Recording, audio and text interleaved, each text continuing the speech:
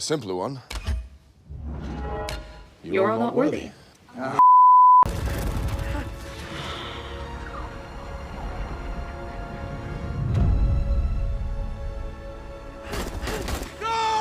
Catch me about to cry right now. Bum bum bum bum bum bum bum bum bum bum bum bum bum bum bum bum bum bum bum ba-ga-da-da-ga-da-da bum bum bum bum bum ba ba ba ba bum bum ba ba bum ba ba bum ba ba ba bum bum ba ba bum ba ba ba bum bum bum bum bum bum bum bum bum bum. And we are back. It is time for Guardians of the Galaxy. I am wearing my one Guardians of the Galaxy crew neck. Big fan. I hope it's not backwards for y'all like it is for me.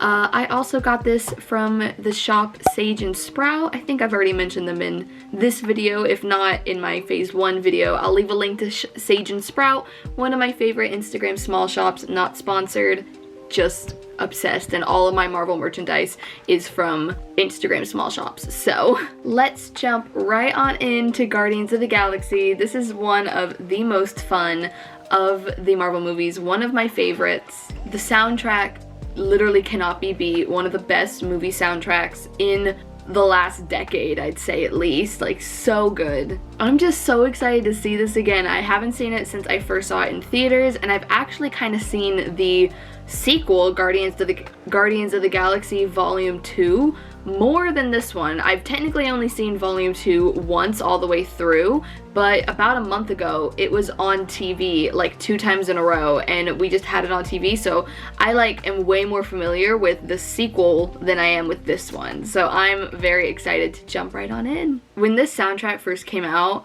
I was in 8th grade going into 9th grade, I think, but I was obsessed. I listened to this soundtrack constantly. At least until your daddy comes back to get you.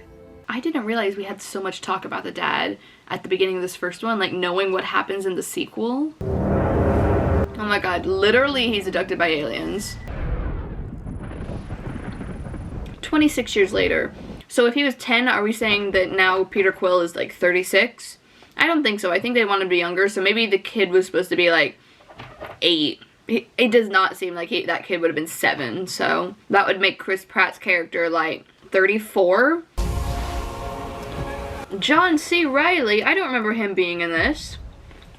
Glenn Close? Since when? Oh, pause. Hello? Hey, you do not want a pretzel. Oh my god, here we go. This is one of the most iconic scenes in the whole MCU, in my opinion.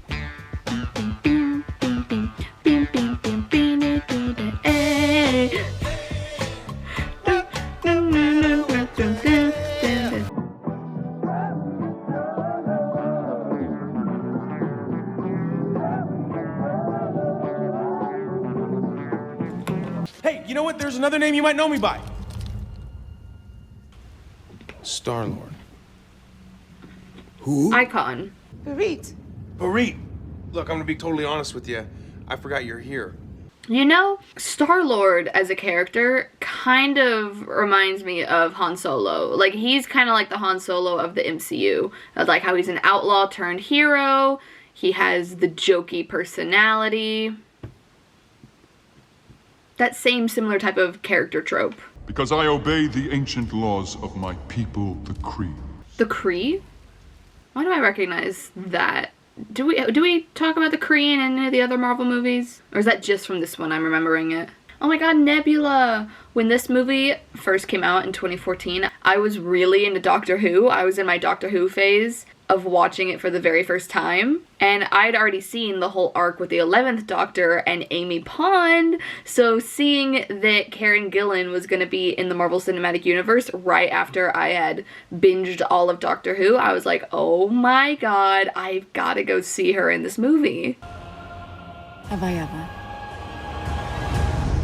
I love Gamora. Gamora is one of my favorite characters, but I also am just a big fan of the actress, who I'm now blanking on her name, but she's also in Avatar, which, unpopular opinion, I know a lot of people don't love this movie, but I love the Avatar movie. The one with the blue people, with the Na'vi. Love it. One of my favorite movies. Look at Mr. Smiles over here. Stanley! 40,000 units? We're gonna be rich. Honestly, Rocket and Groot don't have a bad setup going on, where Rocket has that device that identifies wanted criminals, and then they just capture them and turn them in. Like, that's a dangerous job, but like, with that device, like a really profitable one. I would not let go of that orb if I were you. She just like set it down to fight him, and it's like, that's kind of dangerous. Not anyone could pick that up if they knew what it was. Put him in the bag! Put him in the bag! No! They're gonna put him in a bag! Hey, come on up. Oh, there's John C. Reilly. At least a statement from... Oh, there's Glenn Close. I love this scene. I love this so much. What's a raccoon? What's a raccoon? It's what you are, stupid. Ain't no thing like me except me. So that's saying that Rocket has never been to Earth? Because, like, you never know. He could have gone to Earth and seen another raccoon. Like, has he really never been to Earth before? I guess not. There's a lot of planets they're all going between. Hooked on a feeling. Blue Swede. 1973. That song belongs to me. He owns the rights to the song. He bought the copyright. Go to town. Oh my god, that would hurt. Oh, that would hurt. You want to get to him, you go through us. Or, more accurately, we go through you. That's just iconic. I love Rocket. That's when you... Why would I put my finger on this? We know only that she has been captured. Nebula's whole, like, outfit and look is so cool. Like, Karen Gillan must feel so cool in that whole getup. I know, a portion of it must be CGI, right? Or is the makeup really that good? With all due respect, Thanos, your daughter made this. Oh my god, we're gonna see Thanos? The only matter I do not take seriously, boy, is you. Oh my god. Josh Brolin? Josh Brolin as Thanos was in this movie. I didn't realize that Josh Brolin was in this franchise from this far back before Infinity War. Like, I should have assumed, but like, I always thought that Thanos before, because he barely like said anything before, or hadn't even said anything before, was just played by like a stand-in. I didn't realize he actually had a scene with lines, so obviously they would have Josh Brolin, because they planned 10 steps ahead. But I did not remember this at all. Wow. It's impossible to get up there without being seen. I got one plan, and that plan requires a frickin' Quarnix battery. Oh my god, Groot. Oh, that's hilarious. Literally no one is paying attention to Groot. Is it because he's a tree? He did it. I am Groot! Oh my god, the reverb on that? The power in Vin Diesel's voice there? I forgot how powerful Groot sounds when he's not a baby. Creepy little beast! Oh my god, I love this teamwork. I love scenes like this when there's like teamwork. I know that's really basic to say, oh, I love teamwork, but like, you get it. Scenes like this, it's just very satisfying to watch. That leap! Oh, that is so iconic. I love that so much. Oh my god. Cease your yammering and relieve us from this irksome confinement. Yeah, I'll have to agree with the walking thesaurus on that one. Walking thesaurus, oh my god, I love them. Honestly, if I like traveled around in space like these guys do, and I had to like trust some people, I would trust Rocket and Gamora. Like, honestly, I would want to be on their team. I feel like Gamora is just so much fun and so cool and so powerful, and then Rocket is literally smarter than everyone. It's like, I feel like with anyone else in the galaxy, at least in the Guardians of the Galaxy movies, I don't know if I could trust them. I don't know if they could keep me safe, but like the Guardians, and particularly Gamora and Rocket, I feel like I could trust them to help me safely navigate the universe. Behold. Honestly, Out of all the characters in the MCU, one of the ones I relate to the most is Drax. I don't know why, but I too would be one that would say behold. We're one in the same, Drax. The high-end community is a very tight... I cannot possibly betray the confidentiality of my buyers. You know, the actor who plays Yondu reminds me of Woody Harrelson. Like, I feel like Woody Harrelson could have also done this role. I think this guy does it the best, but he just reminds me as a person of Woody Harrelson. Well, I come from a planet of outlaws. Billy the Kid, Bonnie and Clyde, John Stamos. John Stamos? I didn't ask to be torn apart and put back together over and over and turned into some little monster. Out of all of the Guardians, Rocket is the most intriguing with his backstory. I've heard rumors that apparently the third Guardians movie is supposed to really focus on his character and his character development, and I would love that. Then the universe exploded into existence, and the remnants of these systems were forged into concentrated ink. The Infinity Stones! Infinity Stones. Yay! What has the galaxy ever done for you? Why would you Keep you alive? Because I'm one of the idiots who lives in it. Exactly. It's literally your home. I don't remember how she gets out of this. Like, how... He's gonna save her, right? He's gonna, like, get her in his boat or something. Not boat, ship. Oh my god, wait, what is he doing? Okay, now Yondu's gonna save them in time, right? Man, he is really living for a long time in space. Like, from what I knew, if you're out in space without, like, oxygen to breathe, and also with how cold it is in space, you die in seconds. Like, how did he stay out there for, like, a solid 25 seconds like that? You're making me beat up grass. Doesn't this whole thing end in, like, a dance-off? Like, doesn't Quill defeat him with a dance-off? That's what I remember. We love a dramatic hero walk of the new assembled group to the Runaways. We love this. That's just so iconic. Oh, more John C. Reilly. He has been such a small part of this movie for being such a big actor. Same with Glenn Close. This is only the second Glenn Close scene, and we already have only 40 minutes left. Oh my god, this is one of the most beautiful scenes in the entire MCU. I love this. Are they, like, supposed to be, like, little fireflies in a way? Look at that. That is so pretty. See, that weapon is so OP unless you can't whistle. Fun fact, I can't whistle, so that weapon would be useless to me. But that is such a good weapon if you're, like, a really good whistler.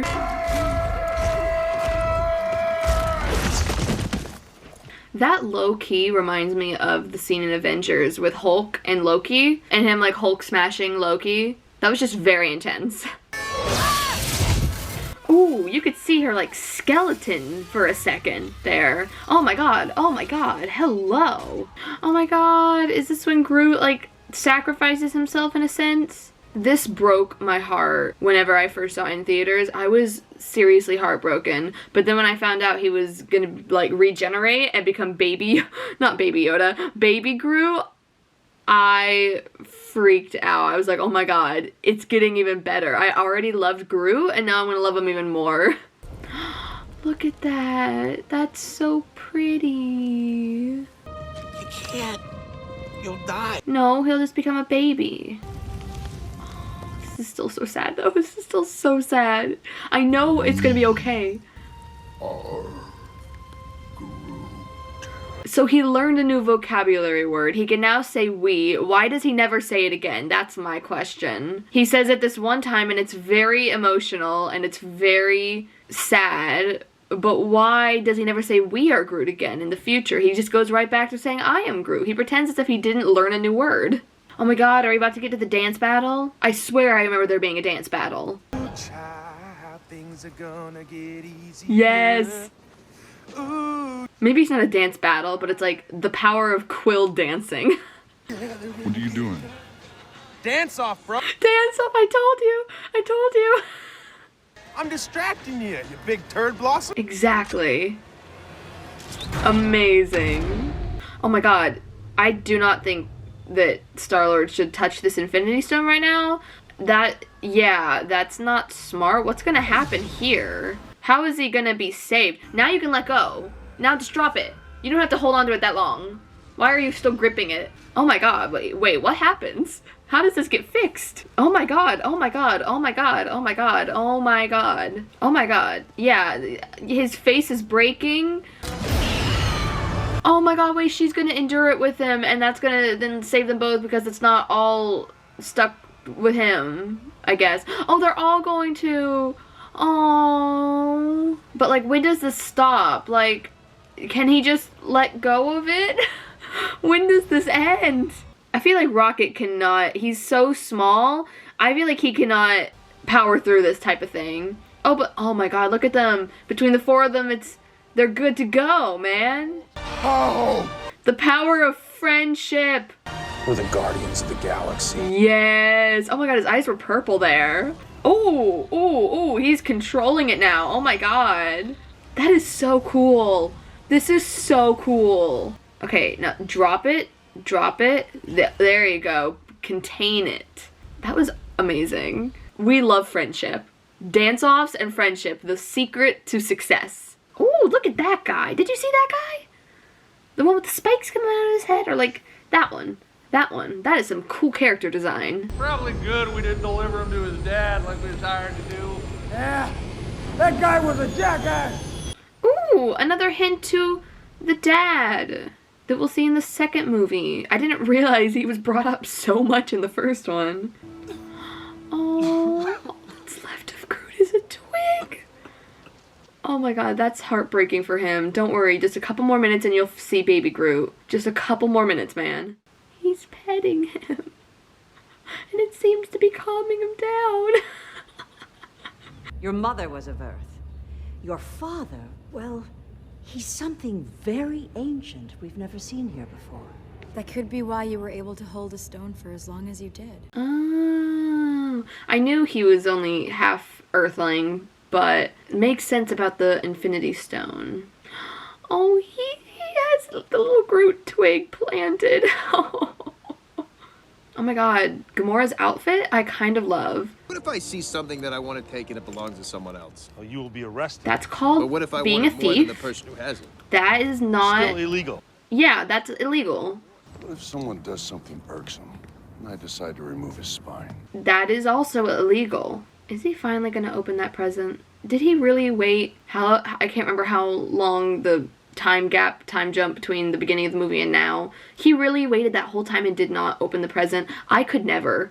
I could barely wait 10 minutes. Like, if someone gave that to me, I would need to open it. My little Star-Lord. Oh, wait, has he read that letter before and that's why he gave himself the name Star-Lord? I guess so. So he's read the card, but, or wait, maybe did he just repackage the present over and over? No, I don't think he's opened this before.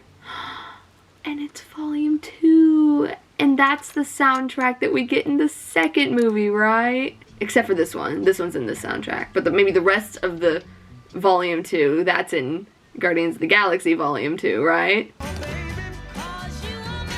Honestly, I so trust Glenn Close. She seems like such a great leader of the Nova Corps. And we get to see John C. Reilly's family. He was such a small part of this movie. But love that we got to see his family, okay. Oh my god, look at Groot! He's so cute! He's yawning! Oh. Rocket looked like he cared for Groot so much there. The look of love in Rocket's eyes, that was so cute. Oh my god, the soundtrack. There is nothing like this soundtrack. Yay! Yay! Oh my god! Yay! Look at him! That's so cute! Look at him! That is literally the cutest thing. Yeah! That is literally the cutest thing in the whole world. Y'all aren't ready for when I watch Guardians of the Galaxy Volume 2 and we get like full-on baby Groot the whole movie. It's like Gizmo all over again for those of y'all who've seen my Gremlins videos. I just can't take those cute little creatures. They're just the cutest thing. To the end credit scene. Oh, I just realized we didn't have like a big credit scene with all the cute, fun art that every other Marvel movie has had that like displays all their names. Hello? Why didn't we get one of those? Why did the Guardians not get that? Okay, here we go. End credit scene. Howard the Duck, right? Oh my god. Cool. So not really an end credit scene that has any importance to the rest of the MCU. Just kind of a fun little thing there. That was fun. Cool. That was Guardians of the Galaxy. That is such a fun movie, and it's so different than literally everything else that Marvel had come out with yet at this point in time. Like, the closest thing I'd say would be something along the lines of like the Thor movies, because those take place on a different planet, you know? But still, Guardians of the Galaxy is still so much different than the Thor movies as well. It's just so fun, and it was such a great introduction to some really cool characters that the MCU needed. Like, the Marvel Cinematic Universe would not be what it is today without the Guardians of the Galaxy. So we've got Avengers Age of Ultron next. I, unironically, love this movie, which is a very unpopular opinion. A lot of people do not love Age of Ultron. I do. I just do. I have a lot of feelings over Age of Ultron, and I'll let future Rachel, who's about to watch Age of Ultron, explain that to y'all. So let's move right on over to future Rachel. Okay guys, it is time to watch Avengers Age of Ultron.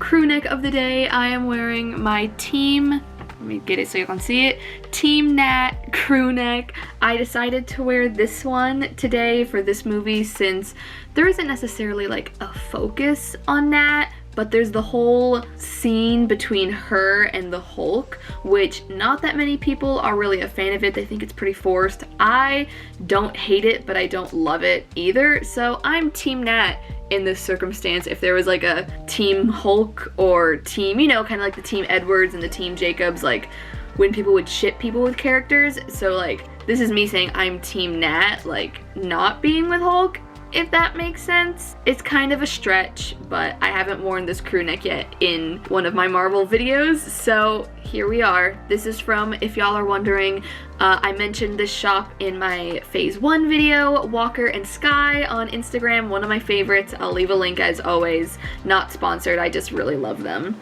But anyways, let's jump right in. I talked about this a little bit right after filming Guardians of the Galaxy, but I am a huge fan of Infinity War. I love this movie, and I think it's just because I love seeing all of the characters, all of the Avengers together. It's one of the things I love the most about the MCU is all of them being together. Like, don't get me wrong, I love the solo films. A lot of them I really, really, really love. But my favorites, I think, are always going to be the team-up ones when all of them get together. It makes it so all of their different personalities, we get to see them all together. It's just, there's nothing like it for me. And this movie also introduces two of my favorite characters in the whole Marvel Cinematic Universe, which are Wanda Maximoff and Vision. I love them so much. I have loved them since I first watched this movie in 2015. I spoke about that a bunch in one of my wrap-ups, the one where I talked about all of my thoughts on WandaVision. I'll link it, whichever one it was, up here. But I've kind of been on the train, the Wanda and Vision, loving them being together, loving their relationship train since 2015 or maybe early 2016 when I watched this movie for the first time. And I specifically remember listening to and watching a bunch of videos and podcasts about the Marvel Cinematic Universe as a whole and stuff on Age of Ultron and stuff like that, stuff on the characters. And people would speak about how, oh yeah, Vision's cool, Scarlet Witch is cool, but like not one of my favorites. My favorite is Captain America, my favorite is Thor, my favorite is Iron Man, stuff like that. They're just kind of some of the side characters that haven't really done anything really amazing yet. Like that's all that I heard. And I heard a lot of people saying that, oh yeah, Vision and Scarlet Witch were a couple in the comics, don't really know if they're gonna do that in the movies or whatever, but they wouldn't really care about it. They just never really showed any interest, and they were like, oh, that's kind of one of the more boring plot lines of the MCU. And me, feeling the complete opposite, I was obsessed with Vision and Wanda and obsessed with the thought of them being together, because obviously they're not together in this movie. There's only the slightest hint at the end of there maybe being something more to them, you know? So it's not nearly as developed as it gets to be in Civil War and Infinity War, and then especially WandaVision. But I saw that little bit at the end, and I saw that potential, and I was hooked. I was like, yes, I know it's gonna be a thing. I need this to be a thing. I love it so much. They instantly became two of my favorite characters. I thought they were such interesting characters. So I loved when WandaVision came out and everyone fell in love with their characters, and really everyone became sold on their relationship. And I was like, finally, I've been here for 6 years now. I've been waiting for everyone to be on the Wanda and Vision train, and no one was whenever I got big into them. And so now it's like, it's just been great seeing everyone obsessed with them and their relationship. It's like, finally, let's just jump right on in. I'm so excited to watch and talk about this movie with y'all and show y'all a couple of the reasons why this is one of my favorite Marvel Cinematic Universe movies. Is it just me, or are they changing up the theme song for this intro with each movie? Like, I feel like this song here has been different between the last three of them, like Winter Soldier, Guardians of the Galaxy, and now this one. It's been different each time. And that one kind of had a hint to kind of the main Avengers theme that we especially hear later on in the intro, or at least in the movies, like in Endgame and stuff. The dun dun dun dun.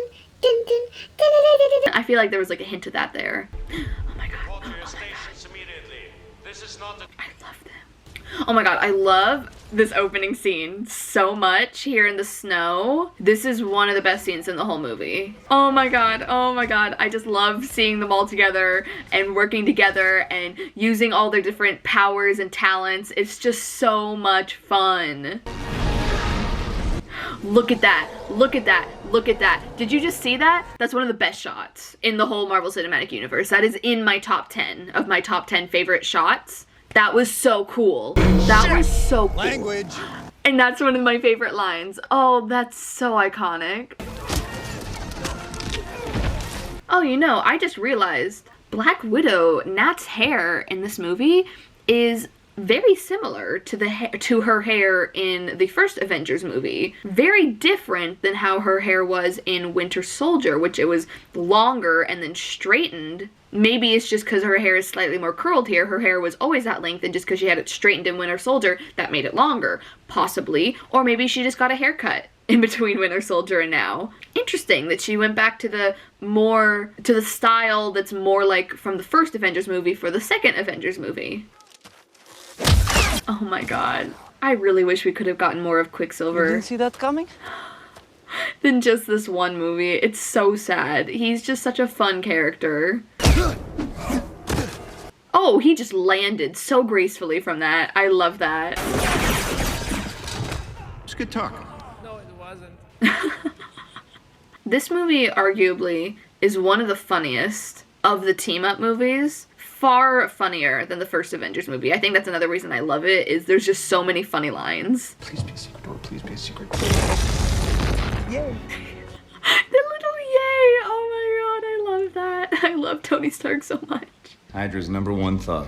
I love this suit that Steve is wearing. I don't think it's the same suit that he wore in Winter Soldier. It has more color in the red and white section, but I love it. I again love the muted blue, or like the darker blue, more than the vibrant blue. This is another one of my top suits. I don't know if it outranks Winter Soldier, but it's up there. It's like either #1 or it's #2.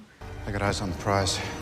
Oh my god, Wanda behind her like that? Oh, she's so creepy.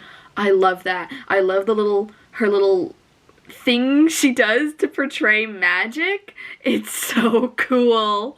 And like, not gonna lie, like I love Wanda when Wanda's like, you know, an Avenger and a hero and stuff, but this little portion of the movie where she's one of the villains is so much fun. She's such a good villain too. There's a bunch of rumors that she's gonna possibly be one of the villains in Doctor Strange Multiverse of Madness, and honestly, I'm here for it. I would love to see her kind of be more in the villain route, and then like, them help her come back to the side of the heroes. That would be really fun. I would love it. You could have saved us.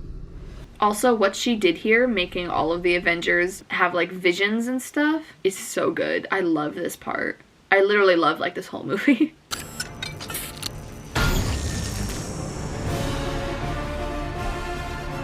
Oh, I love this. Avengers Tower! I love this tower so much. Doesn't it get destroyed in this movie? Because then eventually it goes to like Avengers Tower, but like not a tower anymore. Then it's just like a big building, like kind of in a patch of grass or whatever, which like also is great. But I would have preferred them just build another tower right here in the middle of New York City. I loved this tower. Oh, I love that! The little space in between the A's, like a little door. Oh my god. Have we ever talked about how Tony Stark is a literal genius? Literally everything he does, like not only are they like great inventions, but also they really just like promote like accessibility and like convenience. Like he really makes everything so convenient and fast and efficient. That's one of my favorite things about all of Tony Stark's like buildings and not experiments, but designs, what's the word am I thinking of? Inventions. His inventions, it's like not only are they like really genius, cool things that can, you know, fly or talk back to him or control a ship or whatever, it's like he just puts in those little details that makes it so then it's like, oh, but it also is a very efficient thing and it runs smoothly. It functions very conveniently and quickly and stuff like that. I don't know. I love stuff like that. It's not like he invents things and then everything around him is a mess and chaotic because he's been doing a lot of work. Like maybe it is like that initially, but then it's like everything is just so clean and nice and everything functions well. It's like he makes it so everything is easy to look at and easy. It's like, am I making sense? I feel like I'm kind of speaking gibberish. I can't get out what my brain is telling me. Well, I have a girlfriend. That I can't fix. Oh, right. He keeps his wife and kids a secret. I was like, hello? You're married. He runs more of the business than anyone besides Pepper. Oh. I love that. I love that still Pepper is the one who runs more than Jarvis. I love that. I don't want to hear the man was not meant to meddle medley. I see a suit of armor around the world. See, like Tony's argument here of like wanting to protect the world, wanting to put the world in a suit of armor to protect against aliens or other foes that could come and want to destroy the planet or whatever. I see that argument completely, but then that's where we get into when you're meddling like that, that's how the Terminator happens. That's how Ultron happens. That's how, if you create artificial intelligence, they're gonna become smarter than you and they're gonna want to take over the world themselves. So yeah, they may start out protecting the world, but then they're gonna kind of get bored of being the bouncer. They're gonna want to be the leader. It's like, why doesn't he think of that? Don't you have movies or TV shows in this world that talks about the danger of artificial intelligence? What is this? Let's just start. Oh my god. I love this. I love how they're showing here how, kind of, in a sense, how an artificial intelligence brain would work, of how you have, as AI, like an unlimited database in your AI brain to anything. He has Google in his brain, essentially, to where it's like, look at that, Tony Stark was mentioned, and he was able to go and see 100 thousands of videos, thousands of articles, anything he needs to know on who Tony Stark is. And that's why AI is dangerous, in the fact of, oh, you could think of it from the perspective of teach him what you are wanting him to be. Teach him that you are a global peace unit. You are something here to protect the Earth. Yeah, you can teach him that all you want, but then there's two scenarios where that can backfire. A, he could just start Googling things that gives him the idea of not being that anymore, of instead trying to control the human population. Or B, when he's protecting Earth against aliens or whatever, the aliens could come up to him and try and get him on their team. Like, he could see how much more fun or how much better in his perspective it could be to be the villain instead and to try and take over Earth or whatever. It's like, just because you tell him to be the good guy, to be the protector, that doesn't mean they're gonna stay like that, because they're so smart and they can look up anything and they can talk to the villains, and it's like you're making them as smart as and smarter than a human. So if you can't trust a human to be good all the time, you definitely can't trust AI to be good. I love this. This is another one of my favorite scenes in the whole movie, this whole little party. I just love the jokey scenes and the fun stuff like this. It's just so fun. Falcon's here! Oh, I forgot about him for a minute. I forgot about him. Is not meant for mortal men. Neither was Omaha Beach, Blondie. Stop trying to scare us. Come on. Yes, Stanley. Excelsior. Aww. Why are there so many old men at this party? Like, not saying there can't be, but like, who are they friends with? But never say never. He just seems so confused. But it's a trick. No. I love this. This is like one of my top scenes of this movie. Like, these are the moments of the Marvel Cinematic Universe that I wish there were more of. Just the fun, playful stuff where they're all just hanging out. Like, I know there's no conflict in that, but it's like, I love this. I would love just like a comedy movie with all of them or something. Something with not that high of stakes. Be right back. I love it. I love how Tony gets so into it. He gets so determined. And like, honestly, me. Are you even pulling? Are you on my team? Just represent, pull. I love that. This would be me. That would be me. I love that. And then this, the biggest foreshadowing in the whole MCU right here. That, the little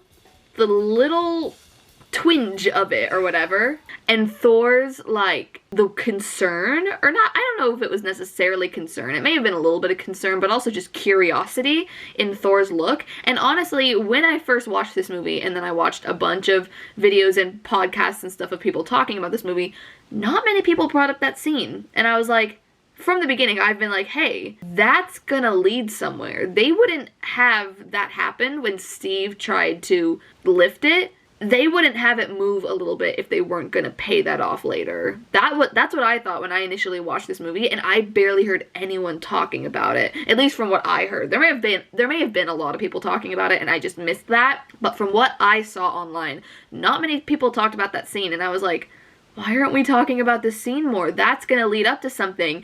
And then it led to one of the greatest moments in the whole Marvel Cinematic Universe. So, you know, I was onto it from the very beginning, and I had never felt so excited and proud of myself when I saw that certain scene in Endgame that we will get to in my Phase 3 Part 2 video coming up soon. It's like, I think that's one of the reasons why I like this movie so much, is I saw all of the kind of foreshadowing moments that this movie did for all the future movies. And I think that's one of the reasons why a lot of people don't like the movie, is not necessarily because, oh, there's a bunch of foreshadowing in it, but it's like, it's the fact that if you don't notice how it's foreshadowing, the movie on a whole could maybe seem kind of weak in some senses. It doesn't for me, but just those moments of, oh, the foreshadowing of Wanda and Vision as a relationship, the foreshadowing of Steve being worthy and being able to hold the hammer, and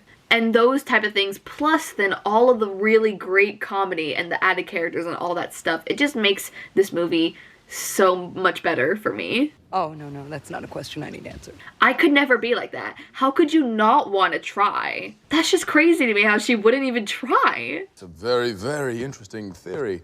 I have a simpler one. You're all not worthy. No. How could you be worthy? You're all killers. See? This is what I've been talking about. He knows that his job is to protect from evil and from badness and stuff like that and aliens, But in his research that he can do, because his brain is unlimited to the knowledge of the universe and stuff, he sees that each of these people, in order to do good, have technically done something bad. In terms of the direct question of what is good and what is bad, you know? Even if what they did was for the good of humanity, by definition, it's technically a sin or a bad thing, so he sees them as villains. I'm on a mission. What mission? Peace in our time. He sees that as long as the Avengers are alive, there cannot be peace in our time, because they have caused, in a sense, unrest or civil unrest, and his brain isn't computing that what they did was for the betterment of society, and they were saving others. We are here to help. And see, because Ultron is like wired in the mainframe or whatever, he's able to take control of all of Tony's suits. Like, literally, why would AI ever be a good idea in this world? It just wouldn't. Well, there you go. There are no strings on me. Who's the guy who voices Ultron? James Spader? He did fantastic. His voice is so, like, creepy and smart sounding. He's fantastic. Stark. Ooh, her eyes just glowed red there. That was so cool. Those are tattoos. This is a brand. Hold on a minute. Was that the guy who plays Gollum, who's then in Black Panther? Andy Serkis. That was Andy Serkis, right? First introduction to him in this world. He's gonna pop back up again in Black Panther. What comes out of Wakanda?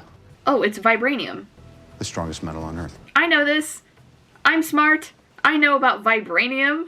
Oh wait, are we gonna go meet Andy Serkis? Was he in this movie and I completely forgot? Like, more than just that one image? Oh my god!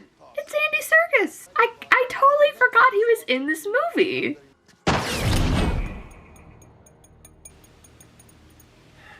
He's so fast. He not only took all the bullets out of his gun, but lined them all up perfectly. That takes time to make sure that they're all perfect looking, and he did that in half a second.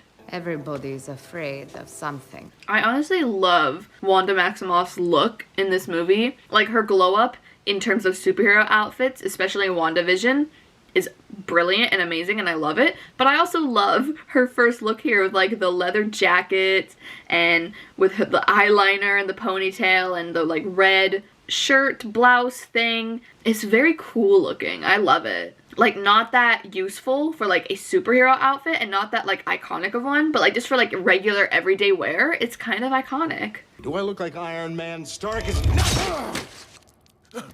I'm sure that's gonna be okay. I'm sorry. It's just, I don't understand. Don't compare me with Stark.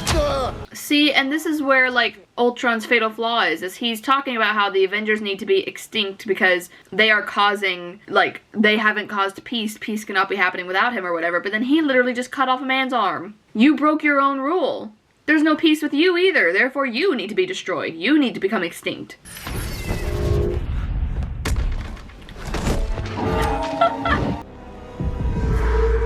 I love that. I love the little finger thing.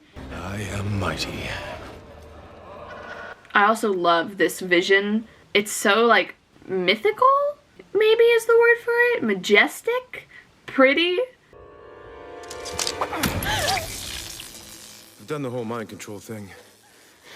Not a fan. I love that callback to the first Avengers movie. That's just great. Like how almost every Avenger goes under some mind control or gets some visions in this one, except for him. And he was the one who got mind control the first one. I really hope we get more stuff around this and about this part of Nat's life in Black Widow. We're still a couple of weeks away from Black Widow coming out, and I'm so excited. And it's the girl from the Before Sunrise trilogy, or the Before trilogy. She just pops up in this movie, like, hello. Oh, I love that. I love that transition from, like, 50s, like, swing type stuff to then just beautiful, like, Asgardian dancing. Oh, and just the violin music going on with the Asgard dancing. Oh, it's so beautiful. Vision. Oh, I love that. He just got, like, a weird vision of Vision. I'm sorry. Yeah,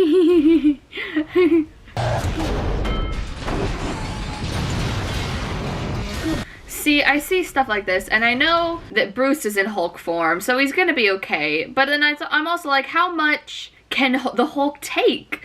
Is Tony not worried he's accidentally gonna kill him? Like that, some of that stuff just seems impossible that the Hulk could survive that. And we know that he does, but it's just like, how do you know what is actually gonna kill Hulk versus what's just gonna be annoying to him or just a little harmful, you know? And then it's Linda Cardinelli, that's her name, right? AKA Velma in the live action Scooby-Doo movies. Not gonna lie, I did not realize that they were the same person until like the last year. Like, I totally did not recognize her at all. In the Red Room, where I was trained, where I was raised, they have a graduation ceremony. They sterilize you. It's efficient. One less thing to worry about. The one thing that might matter more than a mission. See, but where the Red Room people fail to think is, what if someone like a Natasha becomes rebellious, doesn't want to do it anymore, and they want to have kids, so they adopt. Boom. Sterilizing them doesn't stop them from getting something to care about. A kid, they can easily just adopt. Or, you know, a pet. Also, they can adopt a pet. Selvig. He pops up in so many of these movies, and I never remember him. They scratch the surface and never think to look within. So which stone is this again? I get them all confused. Is this the Power Stone? Is that a stone name? I don't remember. If I'm wrong, just correct me already in the comments. I'm gonna finish reflooring that sunroom as soon as I get back. Yeah, and then you'll find another part of the house to tear apart. No. It's the last project. You know, I get 100% the whole conversation online about in Endgame whether it should have been Nat or Clint. I get it. I don't think it should have been either of them. But there's so many people, and they may just be being dramatic online, that are saying it should have been Clint. But like, how could you leave Linda Cardinelli alone with 3 kids? You can't leave that family. Like, just seeing that scene there with him and his wife, it's like, am I the biggest Clint fan? No, I'm not. He's not one of my favorite characters. But I see that family there, and it's like, you can't leave the family. Or you can't make the family be alone. It's like, I get why Nat did it. It makes complete sense. It's like, do I want her to be the one to die? No, I don't. I want something to come in and save them both. But I also can't say it should have been Clint, because I don't want his family being left alone. Like, yeah, they would deal with it, obviously. It's not like he dies and the family all dies with him or something. Like, no, they would be fine. But, like, you want to try and avoid that. You want those kids to have their dad. The water of sight. I literally forgot that Selvig was in this movie this much. There's another Selvig scene. What is happening? I don't remember any of this. Yeah, I don't remember this at all. Is this like, am I watching some like extended cut of this movie that I just have never seen before? I imagine not. I imagine they'd have the like, you know, theatrical cut here. I just don't remember this at all. Oh my god, he's seeing all the Infinity Stones. Bruh. Oh my god. And they were all lining up in this little space that kind of looked like a fist. You're a madman. For some reason, that line and the way that Elizabeth Olsen delivers it sticks with me so much. Like, whenever I think of this movie, that's one of the little scenes there that always comes to mind first. When they see, they'll understand. I just need a little more time. That's one of the other parts of the movie that for some reason just stuck with me. One of the just, not like an iconic line, like language or anything like that, but for some reason that part just like stuck to my brain, and I always think of it. Beep, beep. The beep beep, that was so cute.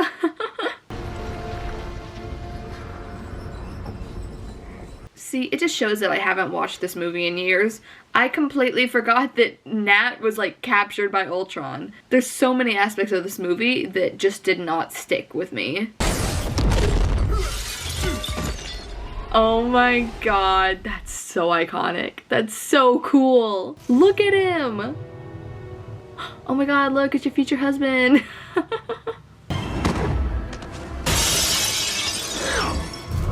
Oh, that's so cool. Oh, that is so cool. I love that. Oh, I love that. I love that shot. I love how they did that. Just picture being able to like float there. That would be so much fun. Thank you.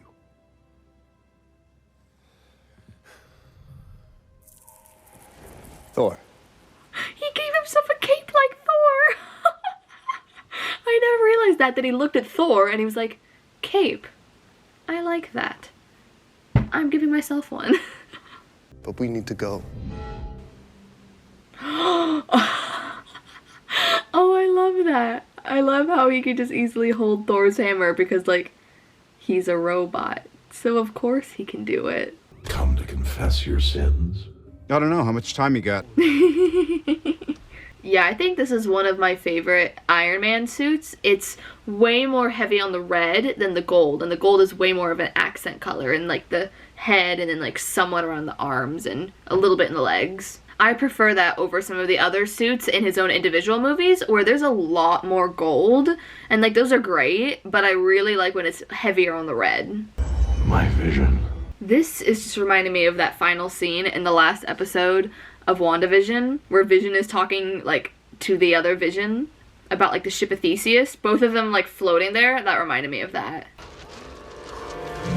See, that is one of the kind of weaknesses of Quicksilver's power, is it's literally him running. Just running and running, you know? So, like, he has to get tired.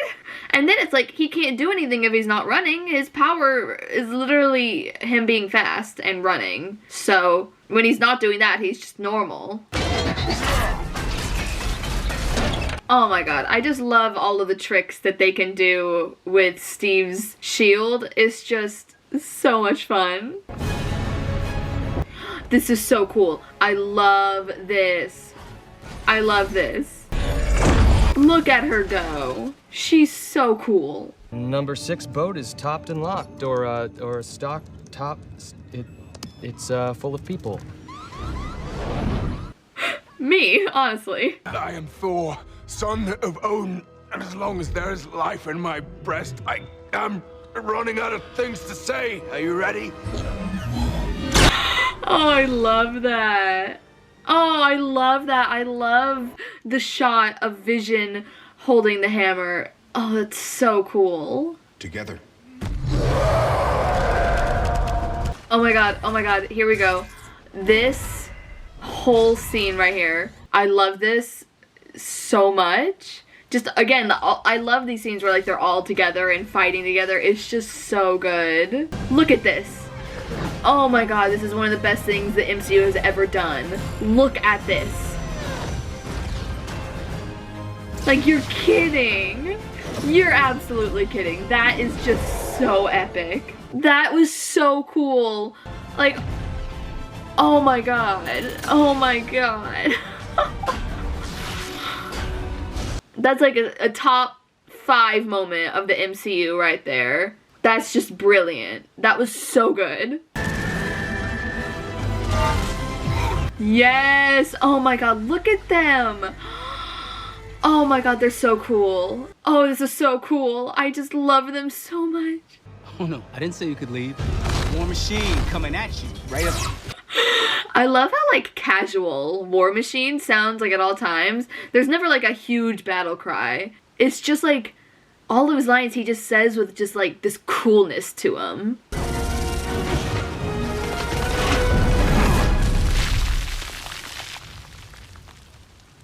Oh, that is so heartbreaking. And the fact that they showed with that shot that, like, Wanda, like, felt it.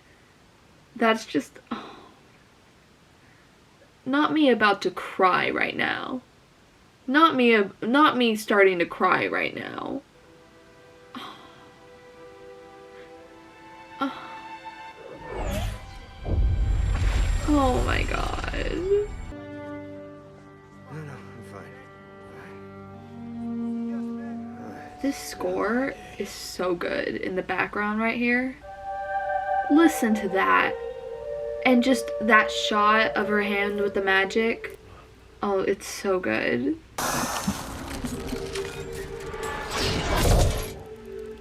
Look at her. Oh, she's just so good here. Elizabeth Olsen is such a brilliant actress, and she was just born to play Wanda Maximoff. She's so good. Thor, on my mark. Oh, he's so powerful. Oh, and here it is. Here it is. Here's the scene. I love this scene so much. This right here, that little look, that is what freaked 16-year-old-ish me out. Now, I don't know if freaked out would be the word, but it just drove me crazy of just, oh my god, I see a spark in them. I see that in coming into being a budding relationship right there, and no one was talking about it. No one thought it would actually happen, or no one really cared if it happened, and I was just like, I was obsessed with that little scene right there. See, so this is the new Avengers facility in upstate New York, which honestly, it'll probably not get destroyed as much in upstate New York, but like, it's a square of a building. And more Selvig. Selvig is still here, but it's just like a big square. It doesn't nearly have as beautiful of a design on the outside as as Avengers Tower did in Manhattan. You can keep the Mind Stone. Mind Stone. It wasn't the Power Stone. It was the Mind Stone. Is there a Power Stone? I believe there is. I love this. I love this scene so much. Look at him go. Look at Sam. Oh, and look at Wanda. Oh my god. Oh my god. They're so cool. There's only 4 of them there, but they're so Avengers. Cool. The tease. Oh my god. Oh, and we're back with the beautiful credits. Look at that. That is just beautiful. It's the gauntlet. Oh. I'll do it myself. Oh my god. Okay, that was Age of Ultron. I love that movie. I think that movie is just so much fun. There's so many jokes in it amongst all of them. There's a lot of funny lines that I feel like we didn't get as many funny lines like that in the first Avengers movie. Do I prefer this one over the first Avengers movie? I don't think so, especially after rewatching the first Avengers movie not too long ago now. I love that movie so much more than I did the first time I watched it back in 2012. So I do have to say, I think I do rate the first Avengers movie, or I do rank it over this one, but this movie is like a top tier Marvel movie for me. Do I see where some people may not be as much of a fan of it? Yes, but just for me, I just love seeing all the Avengers together so much. I just love the introduction of the new characters. It's just so fun. I love getting to see Hawkeye's family. I love Linda Cardinelli as an actress. I think that brings a whole new development to Hawkeye as a character that we didn't have before, and I think, you know, it's some character development. It makes his character better.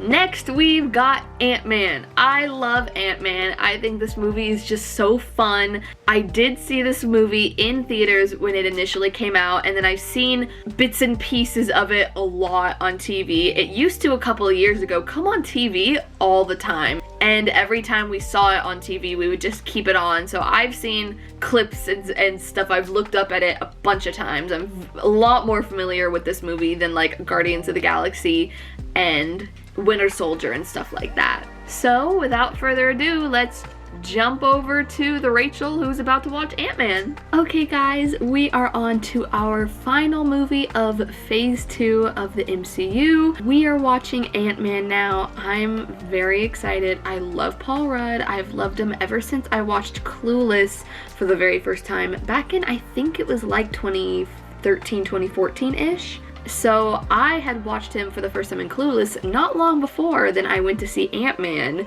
in theaters. So I was so excited to see him being introduced to the Marvel Cinematic Universe. So let's just jump right on in. Ooh, this is a short one compared to some of the last couple of ones we've watched. Those have all been over like 2 hours, and this one is right below 2 hours at 1 hour 59. Tell me that isn't what I think it is. Oh, Agent Carter. I have no memory of the scene. Wait.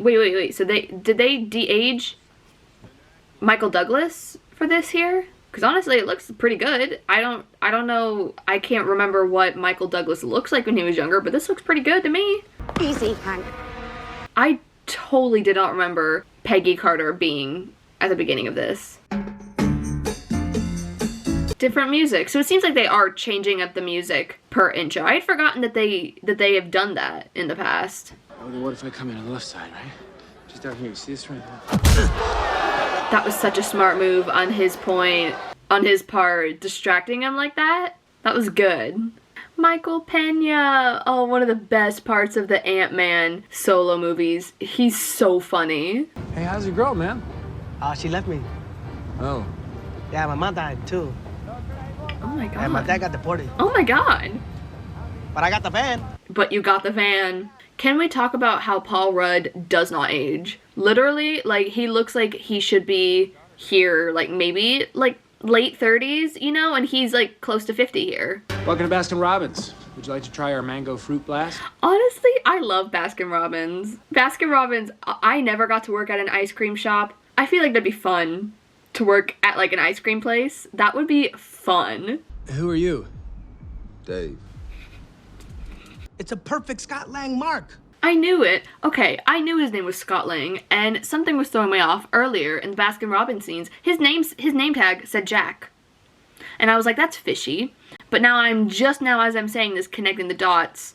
Did he fully lie on his Baskin Robbins application saying that his name was Jack to try and hide his record? Good morning, Hank.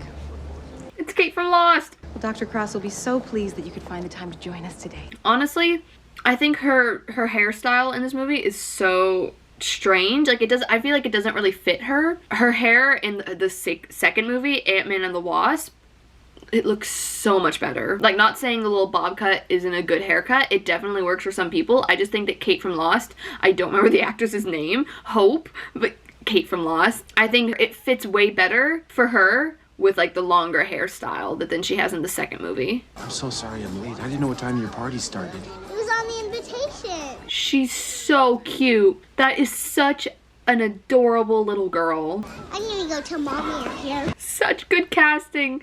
Whoever decided to cast that little girl is a genius because she's perfect for the role. He's so ugly. I love him. Oh, she's so cute. Darren, I don't think you understand. Oh my god. We still haven't worked out all the bugs. He just turned him into goop. Goodbye, Frank. Also, it didn't look like he wiped up all that off the ground, so technically that should have some of Frank's DNA. So if and when people find out about Frank being gone, they could trace it all back to that bathroom floor. Possibly. Like, I know they're not going to do that in this movie, but thinking of it logistically, it did not look like he wiped up all of that evidence.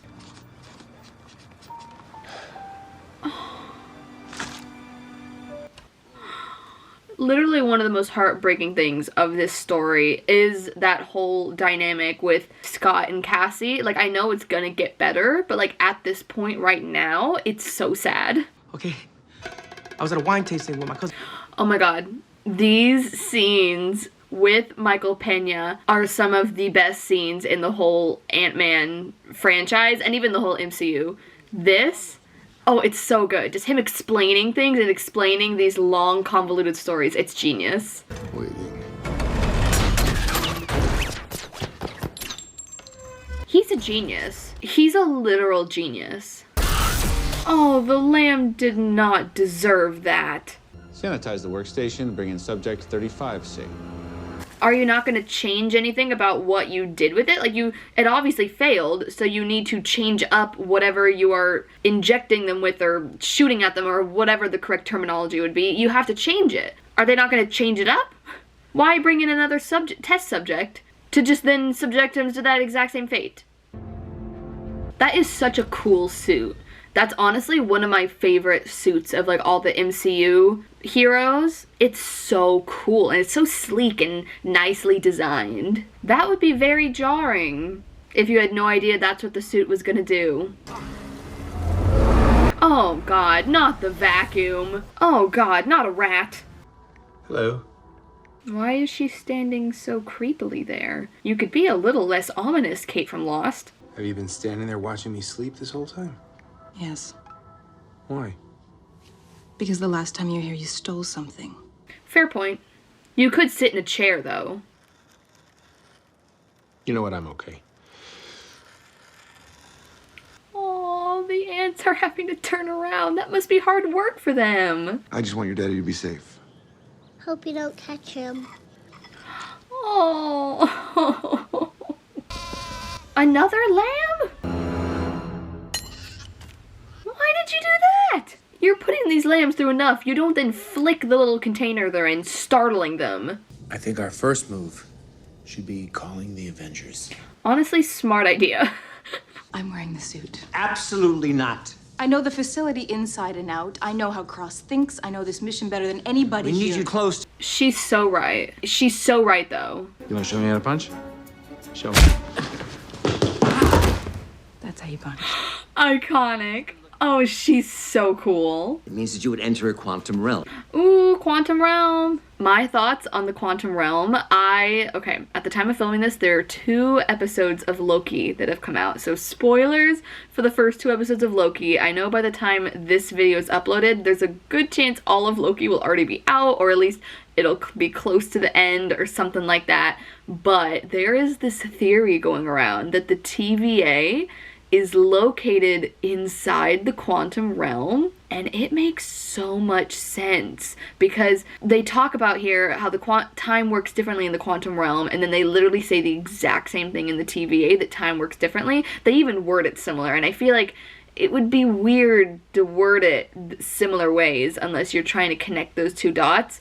And then there's that whole theory about one of the timekeepers being Kang, and apparently Kang is supposed to be the villain of Ant-Man 3. I just think it does make so much sense, and it would tie the events, theoretically, of Loki to Ant-Man 3, and everything always does connect. So Loki, we know, is already going to connect to Doctor Strange in the Multiverse of Madness, so it would just be so cool if it also connected to Ant-Man 3, Quantumania. Like, I don't know if Loki would show up in the movie, but at least maybe Scott and Hope will go into the quantum realm and meet the TVA, interact with them somehow. Something is gonna happen, and I just feel like that theory is so good, it has to be true. But also, look at all that stuff that happened with Mephisto and WandaVision. That all seemed so likely as well, and none of that ended up happening. So it could be totally a false theory. Or, at the time you're watching this, that theory could already be proven true.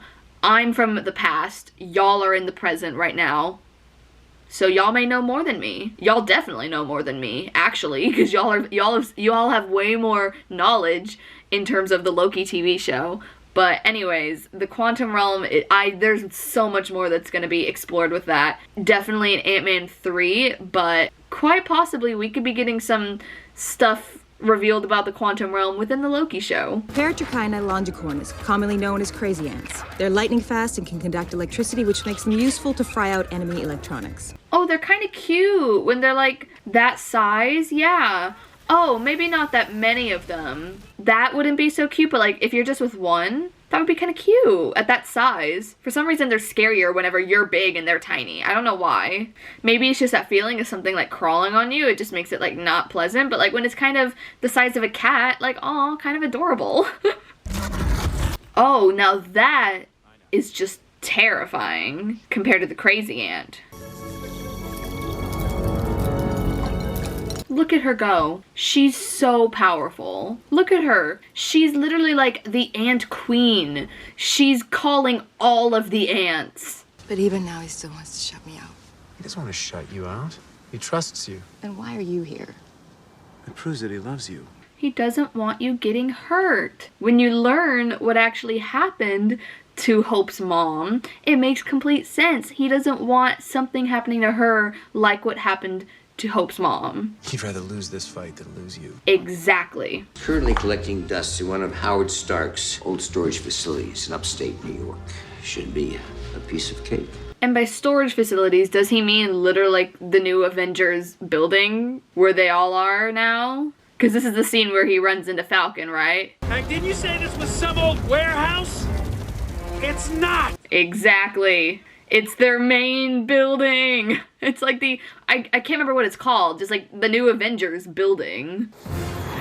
Sam! He's here! It's okay. You can't see me. Yes, he I can. see you. Icon. He's so good. I'm Scott. Did he just say, hi, I'm Scott? Honestly, the smartest way to do it. Don't seem fishy. Introduce yourself. Be nice. You got their credentials? He's in the system. I'm in the system. In the system. The system? The system. I gave them each half a Xanax, and Hank explained the science of the suit to them. Fell right asleep. Oh my god, this is so funny. This is such a funny movie.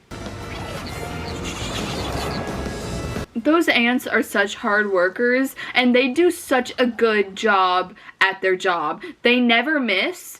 I feel so proud of those ants, and I feel bad for all the ones that have to get sacrificed along the way, because you know there probably are some that don't make it and, you know, drown in the water or get crushed accidentally or something. But, like, I feel so bad for them. Like, they all do such a good job, and they're all working for them. And it's ridiculous because they're ants. But I care so much for them. Oh, good job. Good job. Should probably, like, drive away temporarily. Like, look like a regular van on the road, maybe, to make it so you don't seem suspicious. Let's go get him, buddy!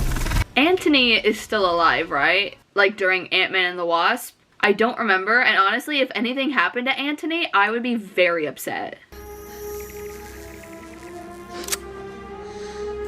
Just get all of the fire ants to bite him. That's a good idea too, but also you could get all of the fire ants to just go and start biting his head. That would be a distraction. There you go. See? But like on a mass scale, like maybe have 20, I don't know how many fire ants you brought with you, but like I think a lot. So like have like 20 or 30 of them just surround their heads. Enclose their heads in fire ants.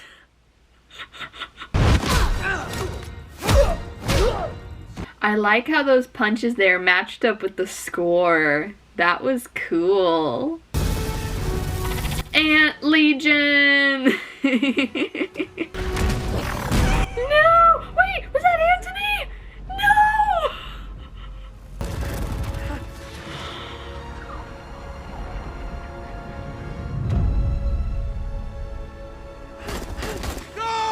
Catch me about to cry right now. I literally just said that I really hope nothing happens to Anthony, and then of course something has to happen to Anthony. I'm so sad.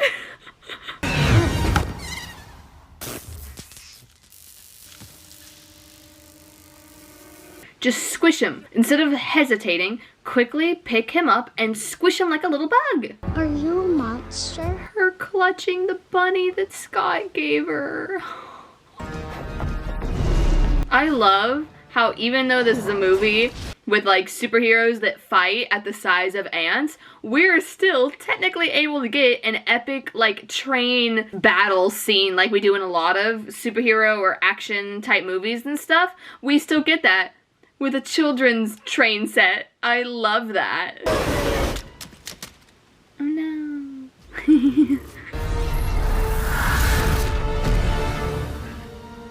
He even came back and landed in a superhero pose. That's so cool. She's crazy, stupid, fine, right? The bartenders are all like, yeah, crazy, stupid, Stanley! fine. I'm looking for a guy that shrinks. Wait, so is he telling the story of Sam looking for him for the future events of Civil War? Because remember, Sam is the one who recruits him. Is that this right here? He said yes. Yay! I think what that was is that there was Sam trying to find Scott to recruit him to help out with the events of Civil War, right? I guess we'll see very soon. Okay, let's see.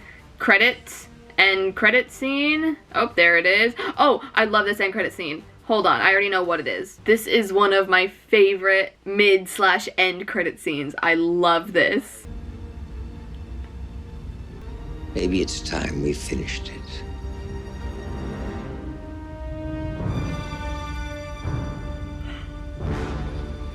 It's about damn time.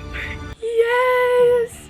Yes! Oh my god, I love that. Her line delivery there is everything. She's so cool. She's one of my favorite characters. Definitely like top 15, maybe top 10. But she's so cool. I love Kate from Lost as Hope. She's so great. Alright, let's see. Is there another end credit scene? Oh. Oh, right, this one. I always forget about this one. So they like captured Bucky, right? They've got him. Who knows if the Accords will let him help? Oh, and the first mention of the Accords. I know a guy. He knows a guy. And that guy is Scott, I presume. Cool. Oh man, we love Ant-Man. That was so good. And that is Ant-Man. I love that movie. That is such a fun movie. I very strongly remember seeing it in theaters. I remember seeing that train scene. I remember it was just such a fun night getting to see that. Such good memories with the Ant-Man franchise. That's, I think, out of all of the different, like, solo movies, in terms of solo series within the MCU that have more than one movie within them. Actually, okay, that's not the only one, but it's one of the only ones where I have seen all of them in theaters. That and the Spider-Man movies. But like Thor, I never saw any of those except for Thor Ragnarok in theaters. I only saw Iron Man 1 and 3 in theaters. I only saw Captain America Civil War in theaters. And then the others, like Doctor Strange, Black Panther, there's only been one of. Oh, I actually have also seen both of the Guardians of the Galaxy movies in theaters. So there's 3.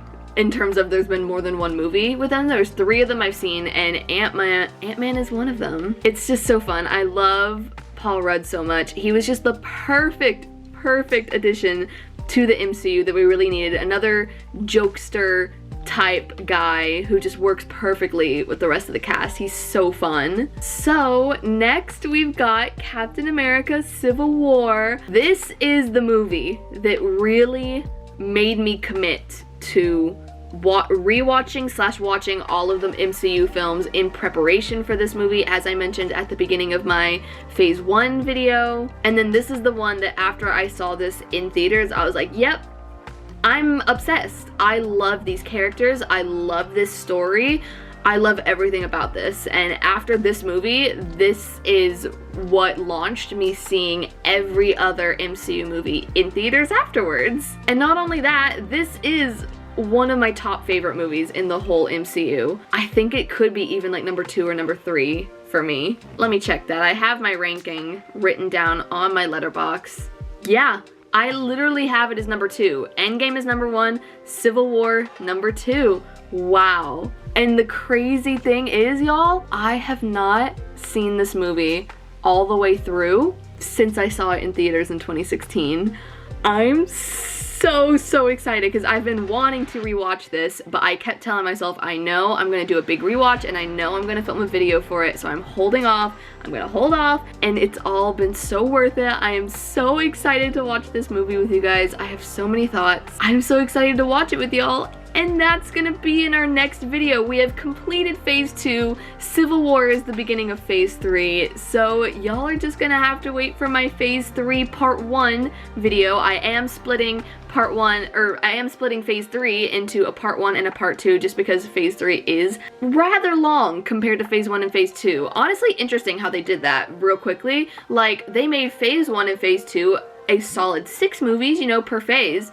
And then they got to phase 3 and they're like, you know, we're just gonna keep everything. I guess it was to maybe keep the whole rest of kind of the Infinity Stone saga within that one phase. But honestly, how many movies are in phase 3? 1, 2, 3, 4, 5, 6, 7, 8, 9. Okay, yeah, so it didn't equal 12, so they couldn't have split it into an even phase 3 and phase 4.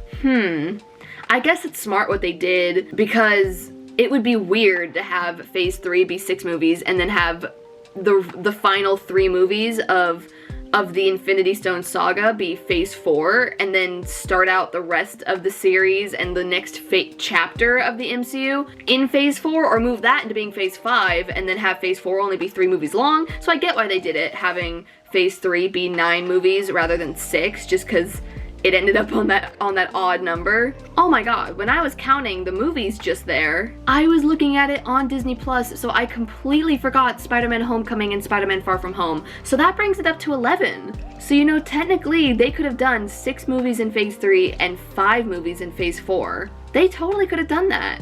So yeah, okay, so now my argument that I was saying of how it makes sense, it now doesn't make as much sense. Okay, so now that there's 11, how I'll split it up, and it's easier for my brain now that it's not 9, it'll be 6 movies in phase 3 part 1 and 5 movies in phase 3 part 2. And in case you were wondering, just a heads up for phase 3 part 2, I'm actually going to be switching around the order in which I watch them just a little bit. Infinity War and Endgame are just so climactic and such just a brilliant ending to the Infinity Saga that I kind of want to end my videos with those 2 movies. So stay tuned for my Marvel Cinematic Universe Phase 3 Part 1 video. It'll be out very, very soon. And with that, I hope you guys enjoyed this video. If you did, please give it a thumbs up and subscribe if you haven't already. As of filming this video, I'm about to hit 1,300 subscribers and I'm so excited. Thank you guys so much to all of my new subscribers who have recently joined. I appreciate each and every one of you. Also, be sure to follow me on my social media. My Instagram is @RachelRemini, my Twitter is @Rachel_Remini, and my letterboxd is just my name, Rachel Remini. I hope you guys have a great rest of your day. See you in phase 3. Bye! Over meadows, inside sprung grass.